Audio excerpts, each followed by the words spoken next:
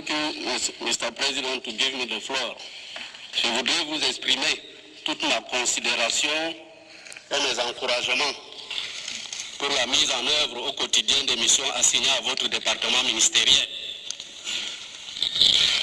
Il me soit également permis de saluer la présence de vos distingués collaborateurs.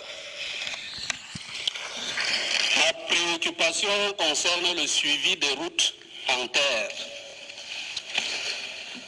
En effet, Monsieur le ministre des Travaux publics, les routes de façon générale et en particulier celles en terre sont très souvent sujettes à la circulation de gros engins de transport de marchandises dont les tonnages sont incontrôlés. Je m'en vais citer certains axes comme Fotokol Kuseri, Kerawa Mora, et j'en passe. Ces flux massifs et incontrôlés créent non seulement une dégradation de la chaussée, mais également celle de l'environnement en fonction des marchandises transportées, sans oublier la fragilisation des ouvrages de franchissement.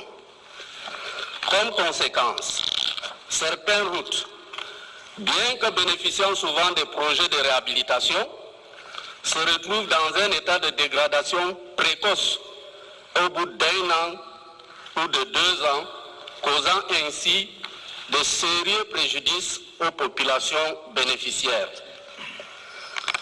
Les questions sont les suivantes.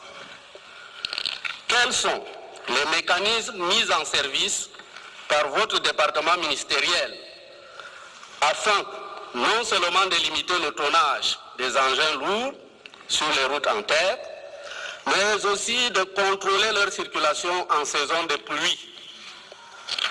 Par ailleurs, serait-il possible d'instituer des taxes auprès de ces transporteurs afin d'entretenir ces routes? Permettez-moi, Monsieur le ministre, avant de clore mon propos, de saluer votre décision numéro 265 du 23 août 2024 et de demander à ce qu'elle soit étendue à toutes les routes en terre, plus particulièrement à celles des zones frontalières. Je vous remercie.